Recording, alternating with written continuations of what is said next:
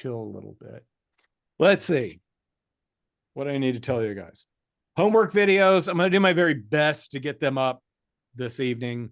I'm starting to fade, so I'm not sure if I'm going to be able to do that.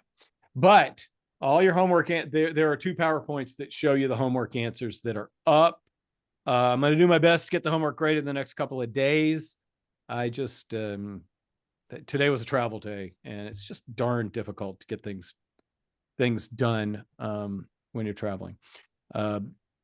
And then finally, your exam is due.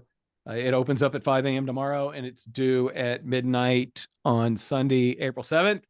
And I asked this question in the previous class and got no response. So I'll ask you guys, who do you love? Come on. If you don't say it, I'm changing the test. Your test is 100% multiple choice. Yeah, we love Russell. Yeah. There we go. Thank you. So now I started writing it, and I was like, yeah. So it's 30 questions, 90 minutes like before. I think because of the format, I don't think people that ran up against time, and not many people in this class ran up against time, but I don't think that's going to be an issue. But I just started doing the questions like, let's just make it a little bit easier. There are yeah, there you go. Nobody's better than me. So what was I getting ready to say? I'm having a funny brain day for the first time since I've been teaching you guys. I think it's just exhaustion from traveling. I totally forgot a question that somebody asked me in the last class. I was looking something up and I said, what are we talking about? So hopefully I can stay on track for the next hour and a half, or hour and 15 minutes or so, or whatever. But I told you guys I'd get the homework graded. I've posted the homework answers. I'm making short videos. I've made, where there are 13 questions, I've made 4 videos so far. But I should get all of those to you guys. Anybody that asks questions about the midterm, I think I've gotten to all of them. If I haven't, send me another email, and I apologize, but I think I have. I got through about 2 weeks of emails over the weekend. So I feel like I have, but if I have not, just send me another email, and I apologize. That's just the best thing to do at this point. And I think that's about it. I'll say this now. I said it at the end of the other class, but your final grades, the way that I do this, your final grade will appear on Canvas after I've graded the finals and all that kind of stuff. And I want you to check it. And if you think there's an issue with it, talk to me, shortly after I post it on Canvas. It's more difficult for me to change grades once I put them in the other system. So I just like to do it that way. It makes it easier for me to change a grade. Probably makes me more willing to change a grade as well, just because it's easier. But you'll see a grade on Canvas, and then that'll get put in officially about 3 or 4 days after I put your final grades up on Canvas. So I think that's everything kind of class administrative wise I wanted to go through. You're not going to, and this means I'll suddenly skip through about 15 slides. You're not going to have to calculate variance or standard deviation on the test. The book and myself, I should have done a better job when I was talking about chapter 10 and said, this isn't the way to do it. But there's enough confusion out there. And believe it or not, the test bank that goes along with the book, it actually uses both ways, depending on if the question came from chapter 10 or chapter 11, the exact same questions have different answers. So I'm just throwing out the calculating variance and calculating standard deviation questions. You got to understand what they are. You got to understand how they work, but you're not going to have to calculate one. So I think that's everything is really important. There are a couple extra questions in chapter 11 and 12 than 8 and 10. There's just more material from those 2 chapters, and more important material as well. Let's see. When we know why we use cash flow and not income when we're looking at capital budgeting, make sure that 10 points. Yeah, everybody got the 10 points, man. So It'll show up in your, wow, people are like thumbs up and hey, you better answer that question. Yes. Yeah, everybody got the 10 points for that because, you know, I'm just trying to suck up because I like working at IU. Um, Kidding about that. I just felt like that was the right thing to do. So back to capital budgeting analysis is what we care about now. Remember that earnings are not the same as cash. But the reason that we use cash flow when we're performing capital budgeting analysis, we need cash for spending, we need cash for rewarding shareholders. So capital expenditure analysis is going to be based on cash, and we adjust net income, and we'll talk about that later this evening. We adjust net income when to give us operating cash flow, which is something you'll have to do on the test. Depreciation, I'll get into the adjustment that we make for depreciation, but that's the most common reconciling item. I also feel like it's the one that everybody, it just makes a lot more sense. I like the never write a check to depreciation. You wrote a check to what is being depreciated in year zero. That's when you wrote that check out. And that's why we adjust for depreciation. We adjust the way that we have to, and this is answering a question from earlier. We do that adjustment because of the impact that depreciation has on our taxes. And we have to make adjustments there when we do operating cash flow. You're going to have to calculate that when you take the final. Be able to identify what incremental cash flows are and differentiate between incremental cash flows. Do keep in mind that we may own an asset that we're not using for anything else, and if we're going to tie that asset up for a new project or a new product, we're going to need to include that in our upfront costs and in our cash flow analysis. So be aware of, and incremental cash flows are cash flows that are only being impacted if we decide to move forward with the project. Remember the sunk cost thing. Sunk costs are irrelevant. You know, I've been married for 22 years. And if I don't think it's the thing to continue to do going forward, I don't take those sunk costs into account. Right, honey? Yeah, did you guys hear the right from over there? So only if it's good going forward from here. So we don't worry, but in all seriousness, and we'll see one in a second, when I'll talk about the Baldwin example at a very high level. If we've spent some money on market analysis and then we decide that we're going to consider moving forward with the product, that money that we already spent on the analysis, that is a sunk cost, and we do not take that into account. Also, in what case, this would be a really good question. In what cases do we not move forward with a project that has a positive net present value? Well, that might be because we've got a better project and they're mutually exclusive. So if another project with a higher NPV has to be passed up, we should stick with the one that has the higher net present value. Erosion and cannibalism, they're both bad. Synergies would be considered a good thing. Erosion and cannibalism tend to relate to our current products and our current business. And synergies can as well, where I always like to use, Apple stopped putting the jack on the iPhone and they started selling us the expensive, iPods, or earbuds or whatever the heck they're called. That's a positive synergy. If Apple comes out with a new iPhone and previous cases that they sell us fit on those iPhones, that's an instance of maybe we're going to see a bump in sales due to a new product. The erosion and cannibalism, again, sticking with Apple, when we all know, and we always know that the next iPhone's coming out, we don't know what's going to be so cool about it, but people tend to hold off buying a current iPhone, waiting to see what the new features will be, but also they often hold off buying the current version of the iPhone, even if they want it, because they know the price is going to go down when the new one comes out. I specifically had someone at a Apple AT&T store tell me to wait 3 weeks before buying a phone. come back in 3 weeks. I like them. The AT&T people probably don't. The overhead that's allocated to a new project, again, that might be an asset that we own that has value that we're not going to be able to utilize in another place or for another project over the life of this project. And the Baldwin example has an example of that. And any allocation is only relevant if it increases or decreases cash from the whole firm.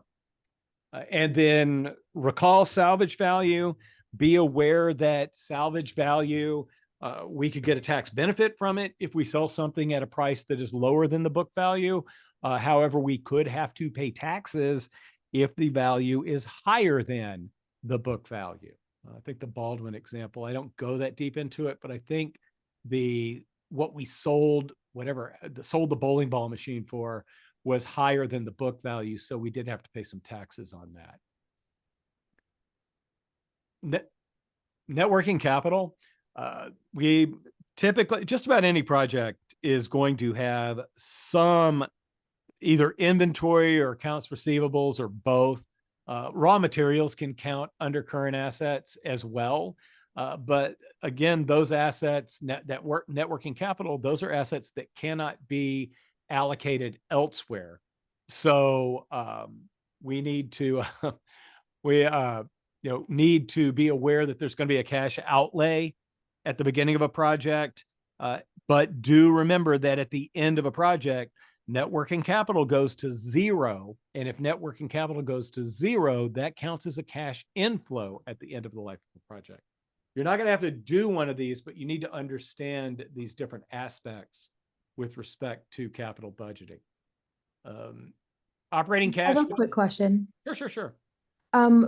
Going back to that last bullet, is that basically just saying like how we have to add depreciation back in at the end? Is that saying the same thing that no? Okay. No. Well, the depreciation, what we use as far as depreciate, the impact of depreciation at the end of a life of a project is how much have we depreciated the asset that we had to purchase for the project. And if we depreciated it down to zero, anything that we sell it for, the price that we sell it for, we're going to have to pay taxes on that. If we don't depreciate the asset to zero, if we think something has a 6-year life and this is a 5-year project, then it will have some book value. And what we sell it for might increase our taxes, but if we sell it for less than the value, we do get a small tax benefit from that.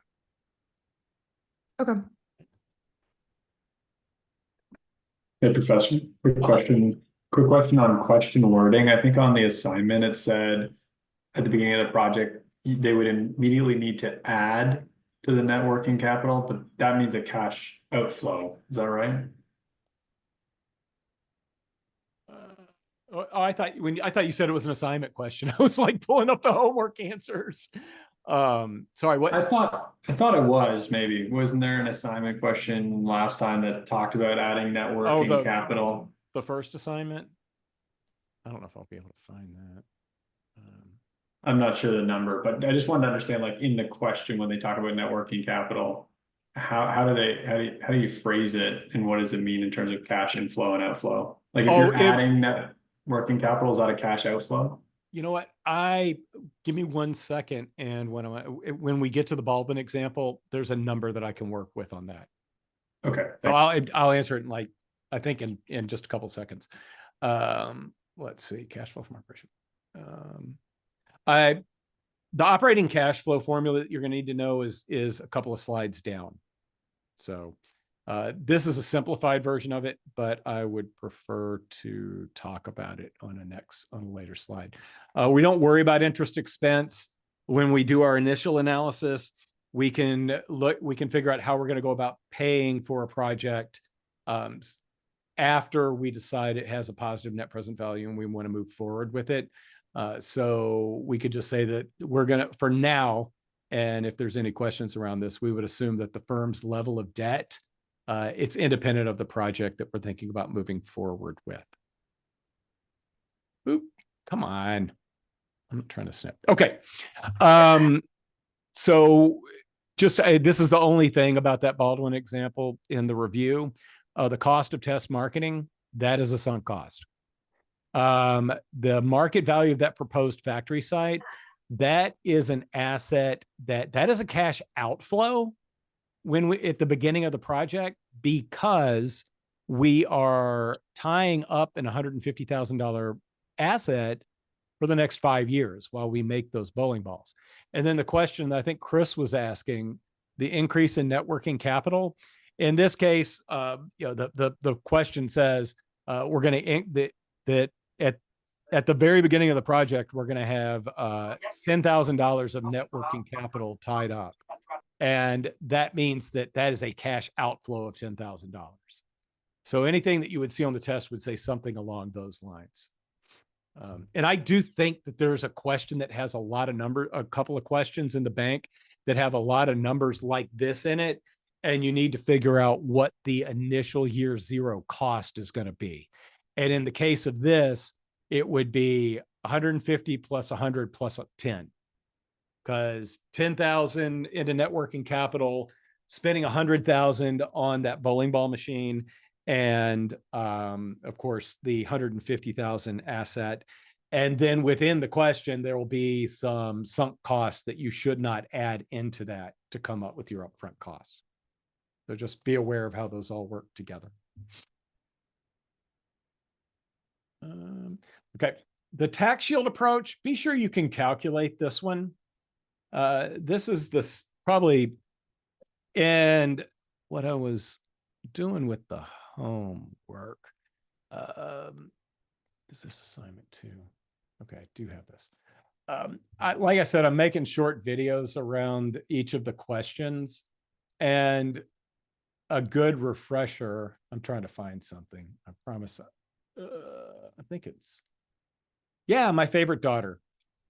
Emmy's Souffle Restaurant. You guys don't see it yet. You'll see it in a second. This one. You'll need to be able to calculate operating cash flow if you're given information like this. And this question's asking for net present value, but the first step was doing operating cash flow.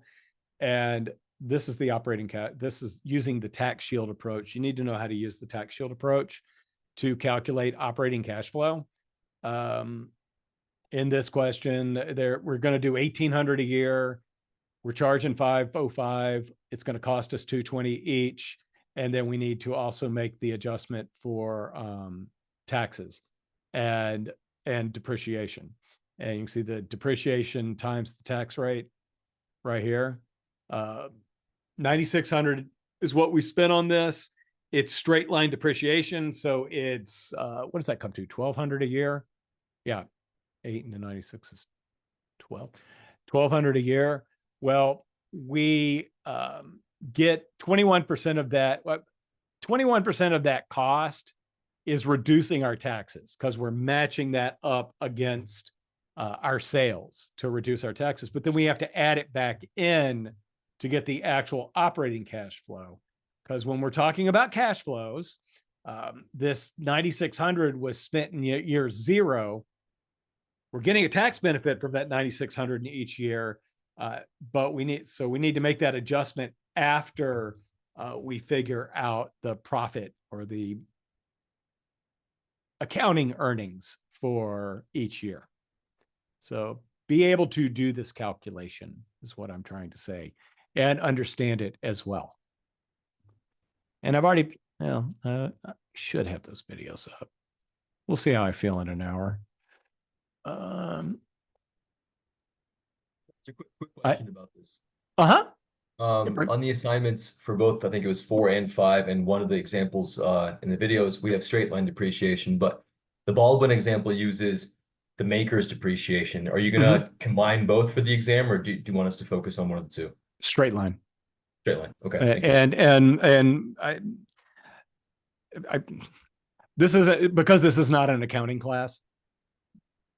I started to like boldly say, this is not an accounting class, but I don't want to fight with Sam. I'm afraid of him. I don't know if you guys have had him or not, but he's like our accounting guru.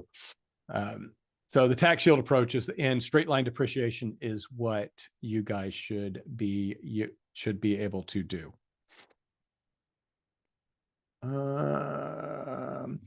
Be aware of what the winner's curse is. It's winning a winning business, but actually losing money on it.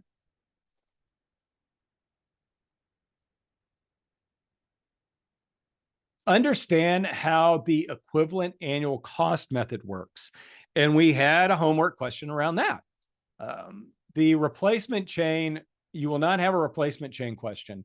I've started writing suggestions for the next version of the book. And I don't think that when we did the, I think I left the example out. Oh, this one. I think we don't do justice to equivalent annual cost because it's 10 years and 5 years here. And whereas the homework question is 6 years and 4 years.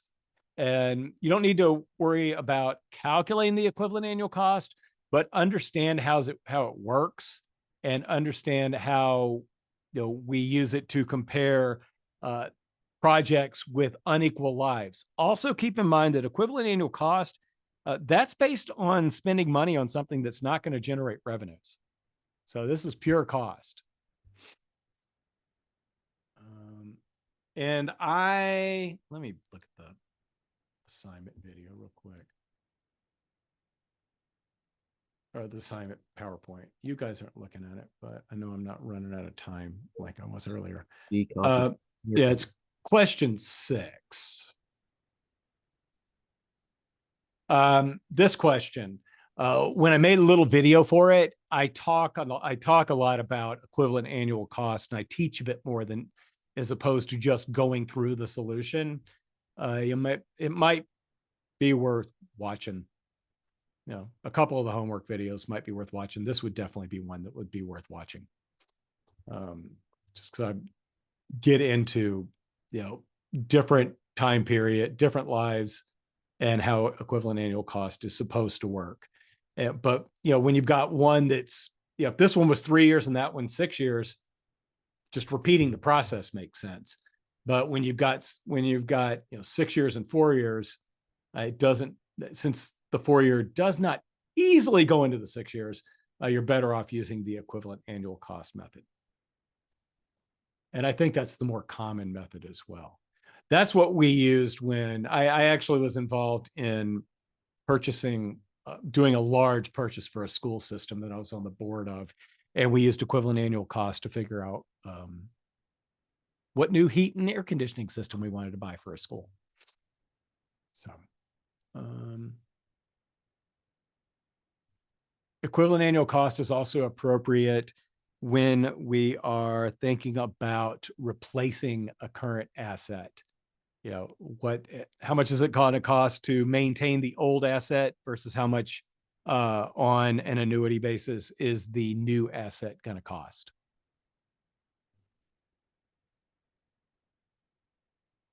Okay.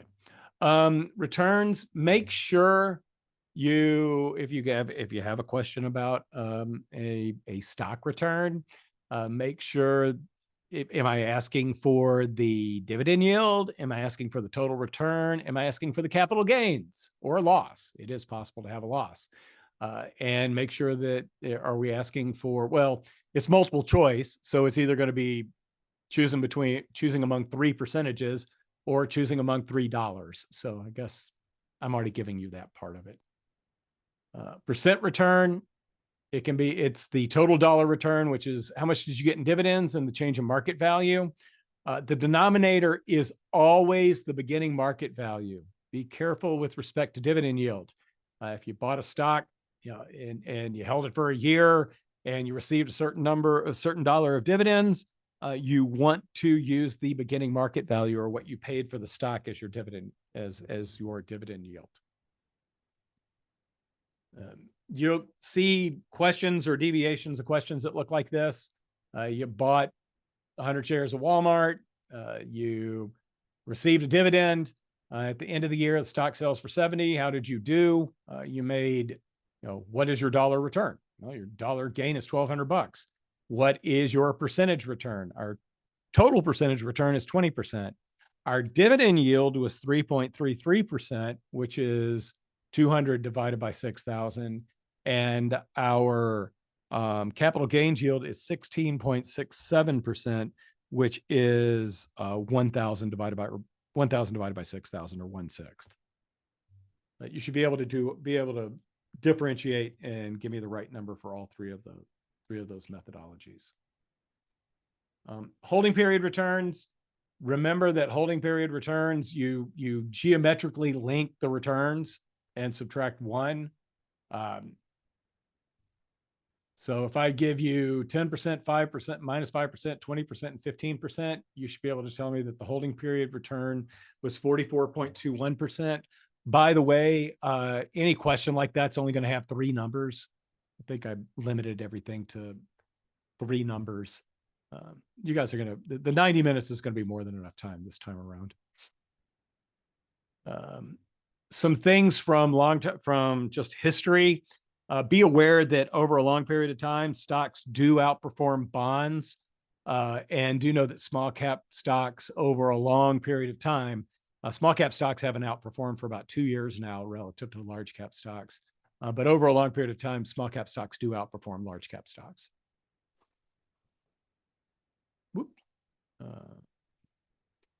Know what the risk premium is. It's going to come up about 4 more times as I go through slides.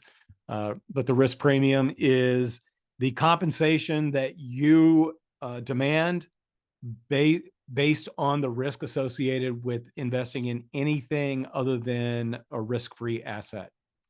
So the riskier an asset is, the higher the risk premium. And we measure that risk with standard deviation. This is how you calculate the risk premium. Don't worry about these numbers. And then you might see a question like this, where you're given a risk premium. It says, recall the average excess return. That number's wrong, but it should be 13.3%, not 16.3. But if it were 16.3% and I gave you a risk-free rate, you should be able to tell me what the expected return is for an individual stock, or in this case, small cap stocks. Boom, boom, boom. As I noted, you don't have to calculate variance and standard deviation, but you need to know what they are. And you need to know the higher the standard deviation, the higher expected return. They should be joined at the hip. The geometric average is more accurate than the arithmetic average. This is on my little note to the author. Geometric average, it says it's overly pessimistic. It's also the real return over a period, the real average yearly return over a period of time. The geometric average is calculated in a very similar way as the holding period return. This is the holding period return from earlier. And then we take it to I always like to say the 1/4 power, that you multiply them out, take it to the power of 1 over the number of observations, subtract 1, and that's going to give you your geometric average return. And demonstrates the 44.21% and the 9.58%, how they interrelate to each other right there. And average return, we don't really care about average return. I don't think you have it. You know what? Actually, I say that, and now I think there is a question or two where I ask for both. So I'm hoping everybody can do the arithmetic average return. So expected return, that is, we typically get our expected return using the risk premium and the beta of an investment. Variance and standard deviation are risk measures, and covariance and correlation, those measures give us an idea of the diversification benefits of one asset versus another. We've got, and I changed this slide because, before it was 33.3, 33.3, and 33.3, and we just had to average the returns. It's very possible that you may see a question that says, the probability of a recession is 15%, a normal economy 65%, and a boom is 20%. And the way that you calculate the expected return is the probability times each return. I wanted to make sure, I just didn't want to see people average these numbers if they saw a question like that. You multiply the probability times. In the original slide, it was a third, but and it was easy to average things. Be aware that you need to calculate the probability times the potential return. Now we're just going to go like this. Do know that well, don't worry about that one. Yep. I just basically took all the calculation problems out just because of the difference between chapter 10 and chapter 11. Decided to do that. So I just reduced a bunch of slides on you guys. Be aware what the efficient set or the efficient frontier is. What does it show us? It shows us the lowest risk for a specific return. It also will tell us the best return using the assets that we can invest in, the best return that we can get based on specific risk levels. This is much better with the little graphic. This is the efficient set. Remember that we would never invest in anything that is below the minimum variance portfolio. And the minimum variance portfolio in this graphic is one that has a standard deviation of 0.4%. It's any of these that work their way down to the bonds, we would never invest in those. And then we get a red circle that says, these are the only portfolios that we would want to invest in. And the reason being is if you can take on 6% risk, if that's the, and there are ways to back into the amount of the standard deviation that's appropriate for you based on both experience, net worth, age, and psychological factors. If your risk metric says that you really shouldn't have a portfolio that does more than a 6% standard deviation of returns, you should not choose this lower portfolio. You should choose something that's up within the red circle, because if you chose something that's down at the lower end, you're basically not getting the returns that you should get for the amount of risk that you can take on.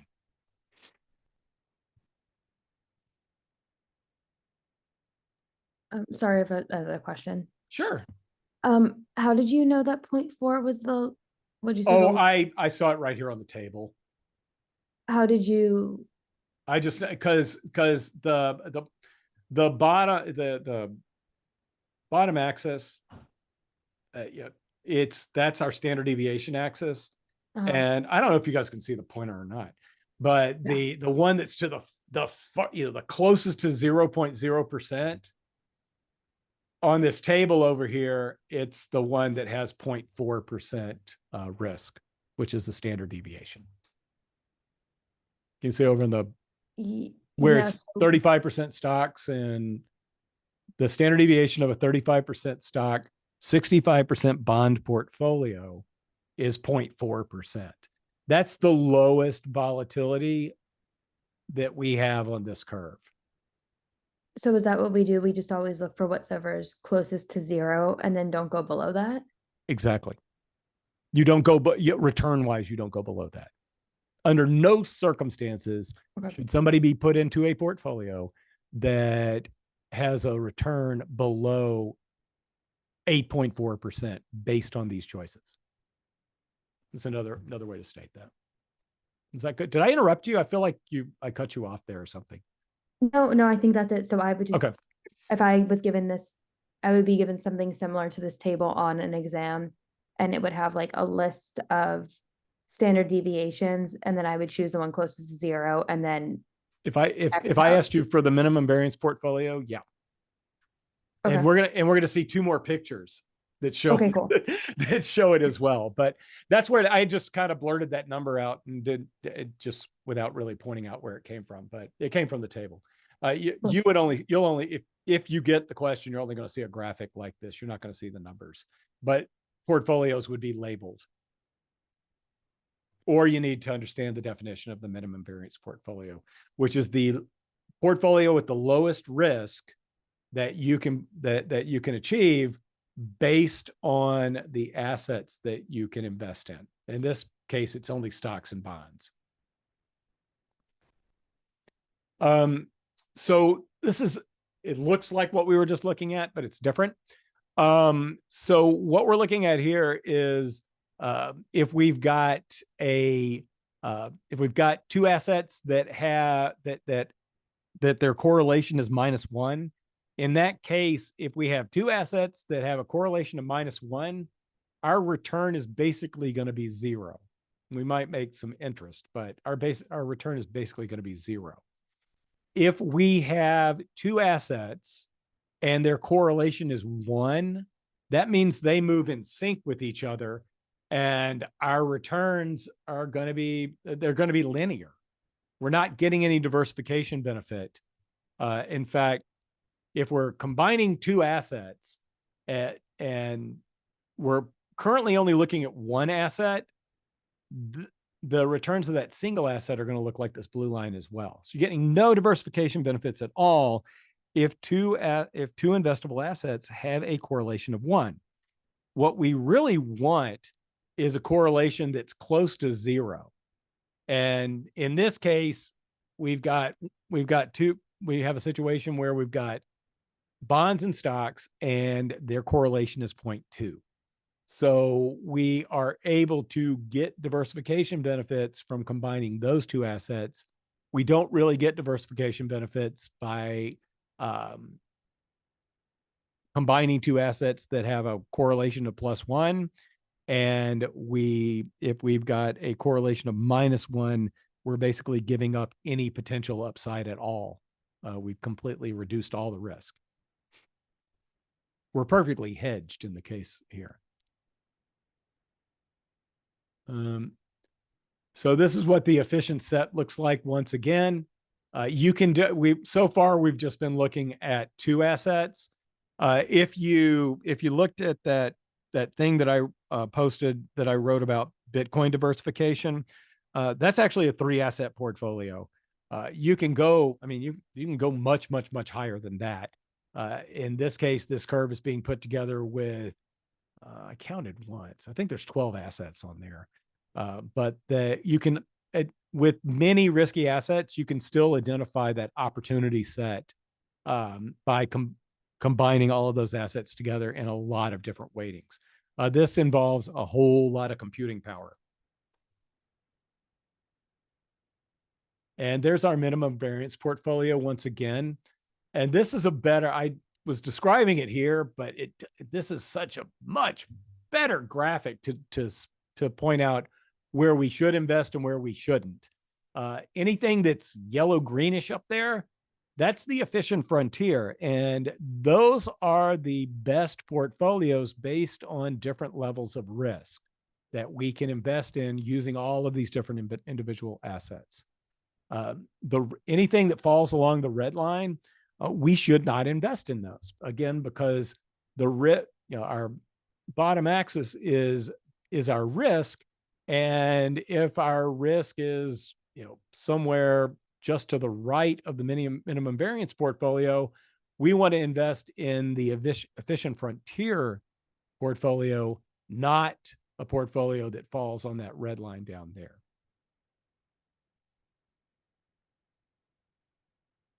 We can take the risk-free asset and figure out what the tangent portfolio is to the efficient frontier. And we can draw what we refer to as a capital market line. And we'll see, I think in the next chapter, that we can use the capital market line to increase and decrease our risk exposure. If we're 100% invested in this balanced fund and we just had a pretty good first quarter for the financial markets in the US. If we have decided that we're a little worried about the financial markets going forward, if we sold half of our holdings, our risk would be reduced to halfway between that tangent portfolio and the risk-free rate, and our standard deviation of returns would go down as well. The capital, there's a lot of academic work on increasing and decreasing risk using the capital market line. The issue with that is that the assumptions are we all have the exact same risk profile. We all have the exact same outlook for the market as well, which is not accurate at all. And I'll repeat that again in a minute. It comes up in a later slide. Know the difference between systematic and unsystematic risk. Systematic is anything that is macro. The gross domestic product, inflationary forces, both of those are going to impact just about every industry. Changes in interest rates do as well. Changes in interest rates will impact the discount rate that different firms use when they think about investing in new projects. It also impacts the desired return. If the risk-free rate's going up, then we're going to want a higher return from investable assets. So all of these factors will impact a wide variety of investments, and anything that does that impacts all investments, we refer to that as a systematic risk. We also say that systematic risks can't be diversified away when you're investing in assets. I mean, you can avoid them by going completely to cash, but when I talk about diversification, I'm talking about mixing investable assets together. Unsystematic are company-specific risks. And I know I always hate the labor strike one. Think of it as a labor strike that is geared toward a single company. They're going after Ford, or they're going after Starbucks, or they're going after Amazon. Part shortages within an industry, that would be a pretty good one as well. If any of you are thinking about buying a European car, you may want to hold off on that one. The majority of them come through Baltimore. They're going to have a tough time unloading those for a while. That would be, in my mind, that's an unsystematic risk. Returns, we have expected and unexpected returns, and then we can divide unexpected returns into a systematic portion and an unsystematic portion. If the expected return for the S&P 500 is 8%, and we have a year where it's up 12%, well, that 4% difference is systematic. That was market, the market having a return that was above the expected return. The unsystematic portion is going to be company specific after we adjust for the systematic portion. So the unsystematic portion, we take a look at what the return for a stock was. We compare it to the capital asset pricing model with beta, and that would be the unsystematic portion. You guys don't have to calculate any of that. You just have to be aware that total return ends up having three aspects to it: our expected return, and then where we missed the expected return, there's a systematic portion of it, and there's an unsystematic portion of it. There's a market-related portion and a company-specific portion of the total return. When we diversify, we want to purchase assets that don't have the same sort of unsystematic risks. We want to purchase stocks that are in different industries, that are impacted differently by economic forces. High-ticket items like cars, I didn't mean to do that. High-ticket items like cars, automakers tend to come under pressure when we're in a recession. Defensives, there are lots of defensive stocks. Utilities are considered defensive stocks. Walmart sales seem to be consistent across all different different portions of the economic cycle. So Walmart would be considered a kind of a defensive stock. Combining Walmart and Ford into a portfolio, you're going to have pretty good diversification there. The standard deviation of portfolio returns, as we start to add more and more stocks, the benefits we get diminishing benefits as we move forward. This shows up a lot better in this little chart here. Again, the diversifiable risk is the company specific risk. As we combine different companies that don't correlate together very well, we reduce the unsystematic or diversifiable risk. We cannot diversify away the market risk, and that's what that blue portion represents there. The best we can do is, if we're purchasing stocks to create a portfolio, is diversify ourselves to the point where the risk is equivalent to just owning the S&P 500. A well-diversified portfolio of stocks is going to have the same sort of, in this case, the annual standard deviation is 19.2%, but it's going to have the same standard deviation of returns as the overall market. So diversifiable risk can be eliminated by combining those assets in a portfolio. And it's referred to as unsystematic or asset-specific risk. And this last sentence is, don't use General Motors to diversify your Ford holding. Again, total risk, systematic and unsystematic portion. If you have a well-diversified portfolio, that's what I was stating number-wise a minute ago, the unsystematic risk is going to be very small, if pretty close to zero. So total risk, if you properly diversify a portfolio, your total risk should be very close to the systematic risk. So market equilibrium, the capital market line, and this really should be hitting the risk-free rate. Draw that line better. So I talked about this a minute ago when we looked at a very similar graphic. The big weakness to using this methodology to determine how much, whether you should be fully invested or partially invested, is that it assumes, the capital market line assumes, we all have the same outlook. We all have the same risk profile as well. And there, in a world with homogeneous expectations, we all don't have the same outlook. We all don't have the same risk parameters. I'm farther along in my earning life than the rest of you are. You guys probably can take on more risk than I can, because I'm probably a decade or so from, probably, I don't know, 15 years or so from retirement. I think you guys, plus you're going to be MBA graduates. You're going to make a lot more money than I ever made. So that's part of it. So if we want, if we all had, in a world with homogeneous expectations, it's a movie, then this is the tangent portfolio is the same for everyone. If it's the same for everyone, we can, go up and down this line. If you've got, if you have the ability to take on an awful lot of risk, you can leverage yourself up. Right here's 100% invested. You could be 200% invested.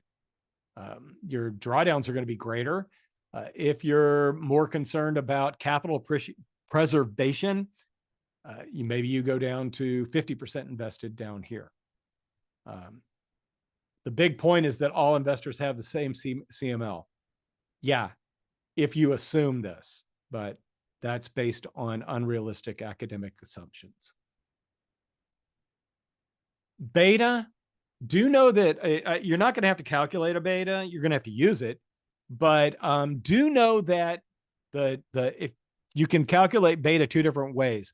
You can take the covariance and the standard deviation of an asset to the market and divide it by the standard deviation of the market. That gives you beta, or you can use historical numbers to calculate beta. Do know that we can determine it from covariance and standard deviation. But don't worry about calculating it. This is how we use beta. Whatever the return on the market is, the return on the market's up here. Our expected return is on the red line. If we outperformed or underperformed, That's where we could say that the unsystematic, the difference between the line and these two dots, this is bad unsystematic risk, and this is good unsystematic. I'm using the wrong term there. I apologize. Unsystematic portion. The unsystematic portion of the returns. I couldn't come up with the word portion. You guys have been lucky. This really is the first time I've had concussion days teaching the class. I think it's because I teach you guys on Mondays.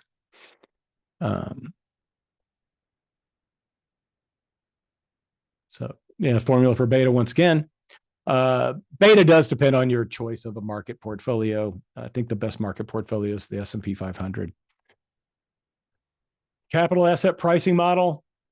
The expected return on the market is the risk-free rate plus the market risk premium. You're going to see questions where you're given the market return and the risk-free rate. You need to figure out that market risk premium. You're going to be given questions where it gives you the market risk premium, and you'll still have the risk-free rate in beta, and you might need to figure out the expected return for a stock. The expected return for an individual security is also the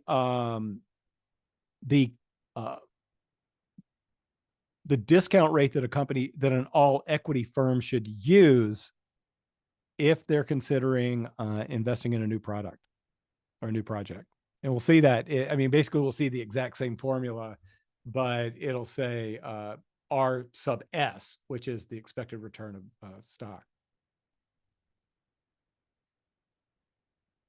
Listing everything out. Risk-free rate, beta, security, market risk premium. But make sure you calculate, just pay close attention there. Also, a risk-free asset has a beta of 0.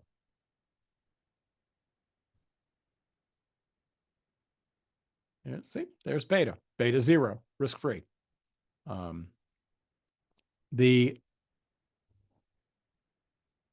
I think there's a trick question in there. It's not really a trick question, but basically the beta for the market is 1.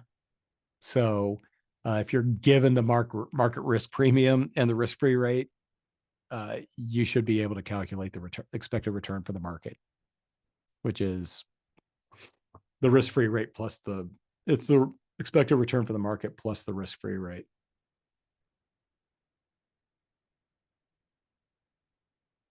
I think the most difficult math you guys are going to have to do is the weighted average cost of capital. So I'll make a loud noise so everybody pops up when I talk about that. Why do we care about cash? Because we need cash to reward investors and we need cash to grow the firm as well. It's another reason that we use cash flow. The cost of equity capital with the capital asset pricing model, it's the same formula we just saw. It's the risk-free rate plus the beta times the expected return of the market minus the risk-free rate. Now, there will be instances where a company is considering getting into a business that has a different risk profile than their current risk profile. If it's riskier, then we're probably going to apply a higher beta to get the expected return. If it's less risky, we're going to use a lower beta and we're going to have a lower expected return. We'll see a pseudo example in a second on that. In this case, we got a firm that's got a beta of 2.5. They're 100% equity, so we're not worrying about their cost of debt. They've got a risk-free rate of 5%, market risk premium is 10%. If their risk-free rate's 5% and the market risk premium is 10%, what's the expected return for the market?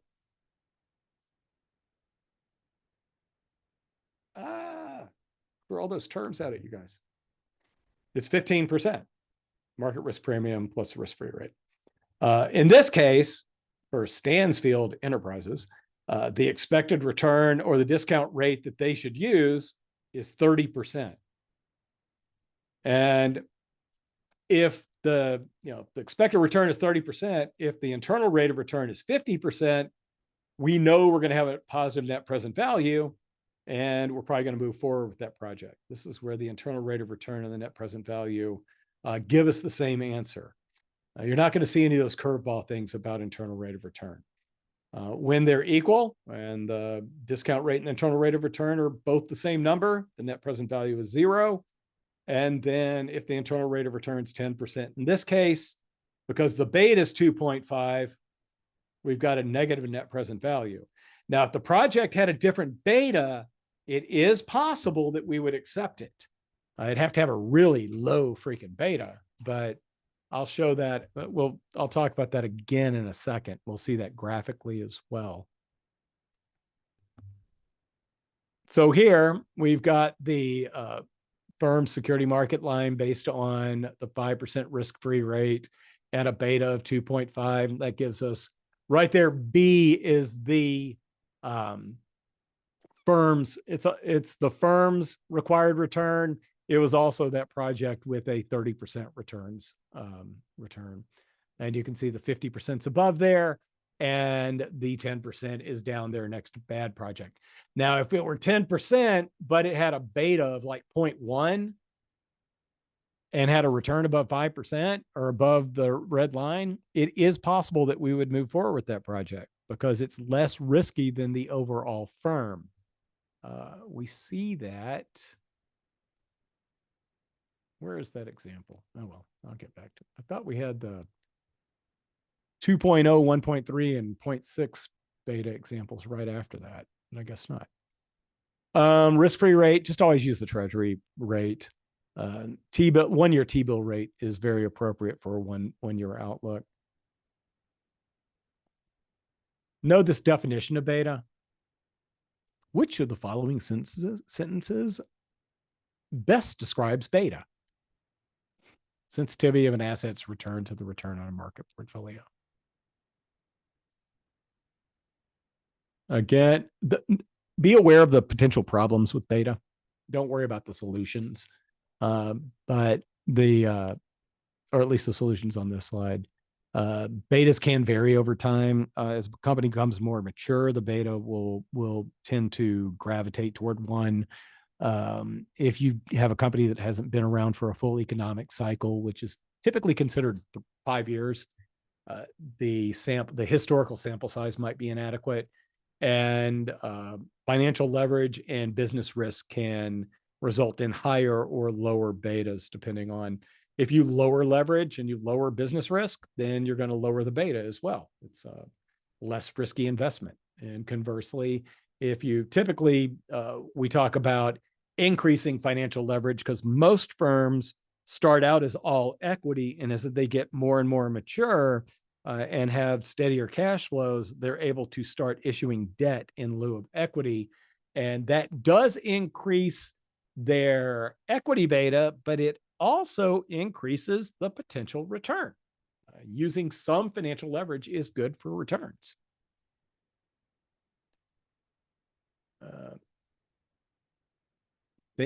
Which of the following is a reason that the beta for a firm may change? There's 4 things right there.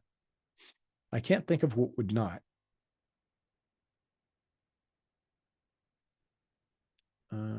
Oh, I know what would not. I can just remember what would not. Investing or expanding a current business line.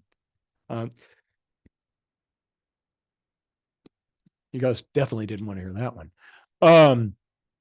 Like expanding the current business into a business that has the same risk profile. That would not change a firm's beta. Couldn't remember what the ante was. When you're using an industry beta, it makes sense if a company is very similar to the average firm within their industry.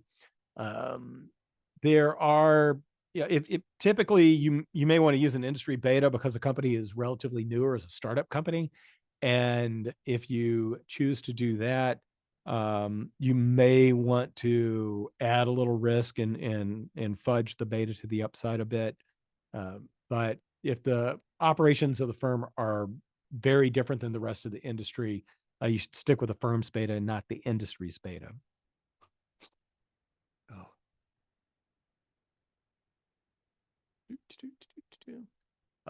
Business risk, and I'll show a bit more about this in a second, especially operating leverage and financial risk. Financial risk is the financial leverage is really just taking on debt, replacing equity with debt.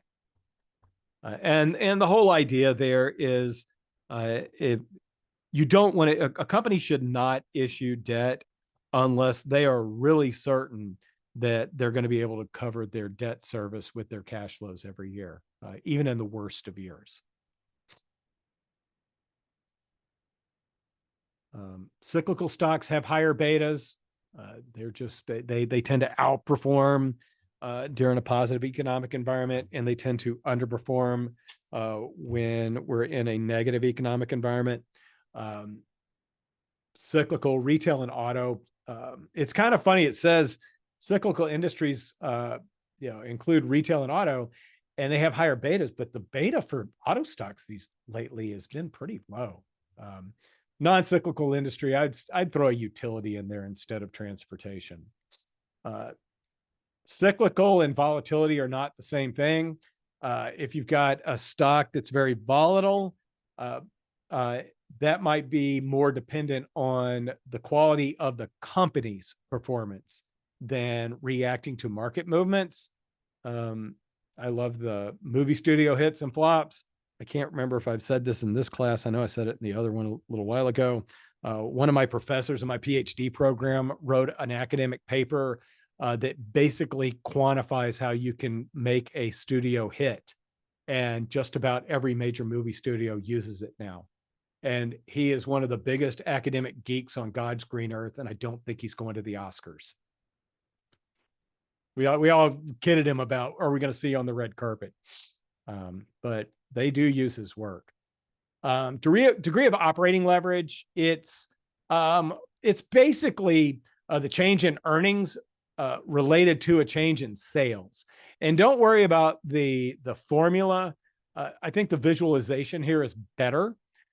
If we've got a firm, let's just say both these firms are making the same thing, and one of them has really low fixed costs. So in years that you don't have a whole lot of sales, their costs are going to be lower than the green company, which has higher fixed costs.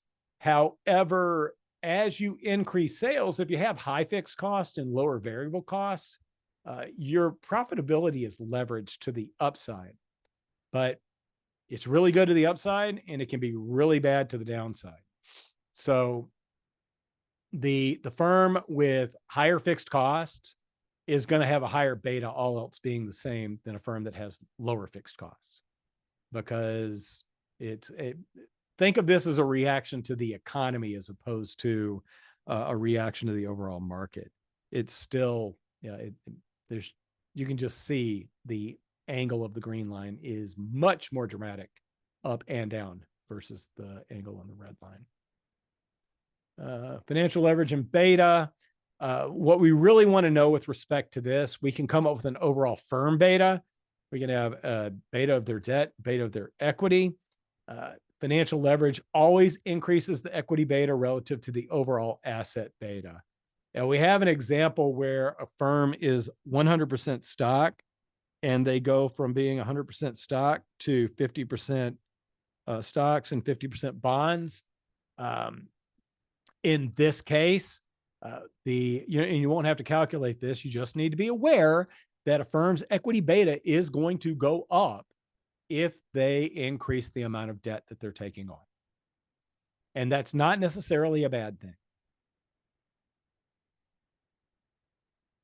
You do not have to calculate this, but what you do need to know, and this is the market's expected return for a stock. It's based, this is not the dividend discount model. It's solving for R using the dividend discount model. And the expected return for a stock over a long period of time is a combination of the dividend yield, and it's 1 year out dividend, and the organic growth. And the organic growth is based on how much a firm reinvests in the company and what their return on equity is with that reinvested capital. And it says there may be measurement error. Heck yeah. I mean, you're estimating company growth, but That's the best number we have to work with. I mentioned this a little earlier, and now we have a better chart to show it. We're rejecting positive net present value projects because they had a really low beta. We're accepting negative net present value projects. We should be using a discount rate that's on the red line based on the beta associated with the product. So all of these little projects down here that don't have the same expected return as the firm, and the expected return of the firm is right there where the hurdle rate intersects with the beta of the firm. If we are expanding into a lower beta product, then it's okay if we use a discount rate that is lower than the discount rate for the overall firm. Conversely, if we're expanding into a really risky business, we would want to use a higher discount rate, and we would use a beta that's much higher, much farther to the right, and a higher discount rate. And this is where we have the 2, 1.3, and 6.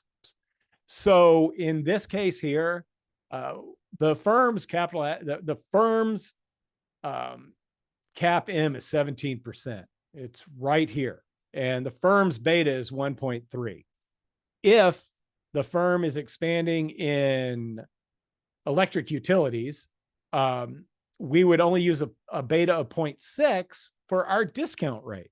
So we would be okay with a project that makes over 10%, even if it doesn't make over 17%, if the beta is 0.6.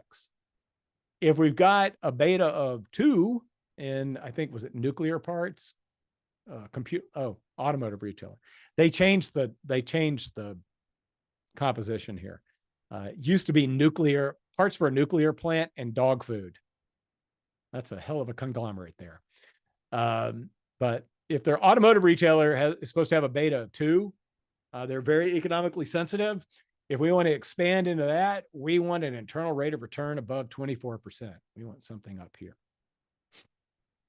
So that's that depiction I just went through is a nice example of when you're talking about cost of capital for divisions or projects that have a different risk profile than the overall firm.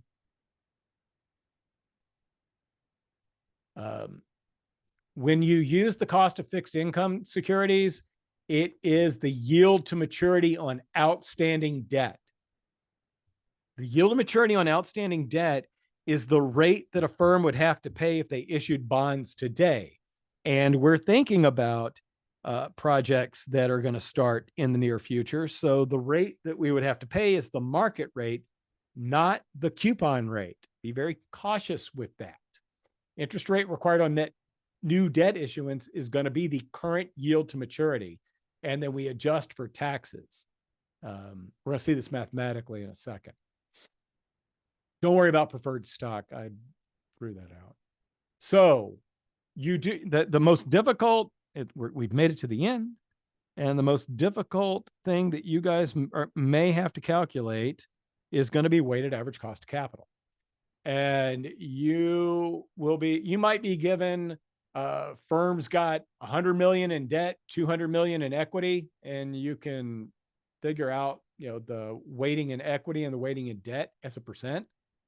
And you'll be given a the expected return on equity, which you can get from cap M. But I think in this question, it'd be given to you.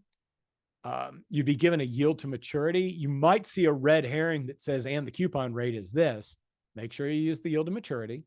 But you also need to adjust the debt part for taxes, because firms do not have to pay, they get a tax deduction or a tax benefit when they issue debt, because the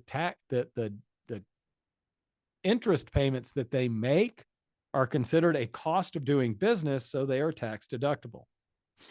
And that's why we adjust by 1 minus the tax rate. So if a firm, if their yield to maturity on their bonds is 10% right now, and they're in the 20% tax rate, their cost of debt is actually 8% because 2% they get they get to reduce their taxes by the amount of 2%. So you'll see a weighted average cost of capital question for sure. And Eastman Chemical is a good example of that. The expected return for the stocks, the risk-free rate, beta times the market risk premium. Market risk premium is given here. Risk-free rate was only 0.58% back then. So Eastman Chemicals, their cost of equity is 8.63%. Their company's debt, I'll bet you they can't issue 2.84% bonds now, but the yield on their debt at this time was 2.84%, and they had the 21% corporate tax rate, which I think is still the same for everybody.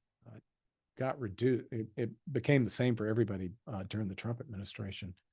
In this case, we're given the debt to value ratio of 18.9%, which means they're 18.9% debt and 81.1% stock. We plug these numbers in here and we come up with a cost of capital of 7.42%. And that's, it should be used as the discount rate for any project where they're going to equally fund it with debt and equity. And when raising funds, you do need to take flotation costs into account. You're not going to have to calculate it, but selling stock and selling bonds to the investing public, it's not free. So it is there might be a multiple choice question that asks about considerations that you should, what should you be taking into consideration? Blank. Questions. People are confident. Some people bailed out. I should give you guys a bunch of answers. For the weighted average cost of capital, the slide example, we do the cost of equity, then we plug that in. You kind of give us the rest of the equation, right? In that slide. But the homework was a little bit more intimate. Right. And much like the first exam where the homework took more steps, you're not going to have that many steps. Okay. Because I think that's what you were asking. Yeah. Thanks. Oh, Since this is all multiple choice, will we have the option to like upload an Excel file? Okay. absolutely. Where'd you go wrong? So I have so many emails once I'm done teaching this spring to delete where people sent me their spreadsheets. I still have them right now just in case something comes up, but over half the people have emailed them to me. So if you email it to me, don't feel bad about it. Not that you did anyway, but it's easier when you upload it because it's right there in front of me when I'm grading, but I do go search for them. Is there any need for us to create a separate master template? And I ask that loosely because it's not. I'd have something set up to do weighted average cost of capital. Okay. You may there might be you may have to like all the I'm sitting here staring at that Eastman Chemical slide, and you're not given the 81.1% in that one, so you may have to quickly figure out, but it would be something that I think you could quickly figure out.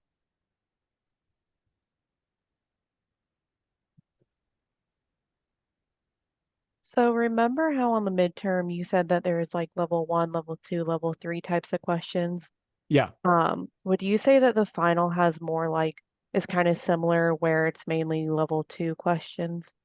I think it's or a level- lot of ones and twos. I honestly went easier on you. On your class. What I can't remember if somebody asked in this session or in the previous one, but you'll be able to see all the questions as you go along as well. I'll just be very straightforward with you guys. I can tell if people cheat and nobody worked together on the first test. And if nobody works together on the first test, then I have a little bit more trust for you guys. So that's honestly why it's all multiple choice. You help me, I help you.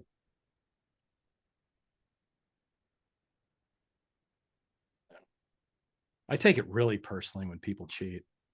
I shouldn't, but I do.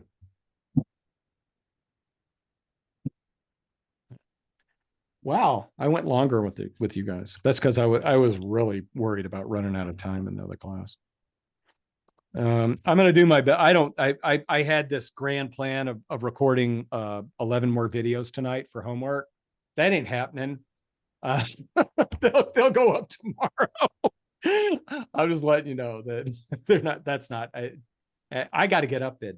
I get up at 4 to go to work tomorrow, and it's 8, and I traveled all weekend. So, and I'm old. No, you aren't. So, I just heard that from downstairs. Professor, can you either upload a PDF or send us a link to your professor?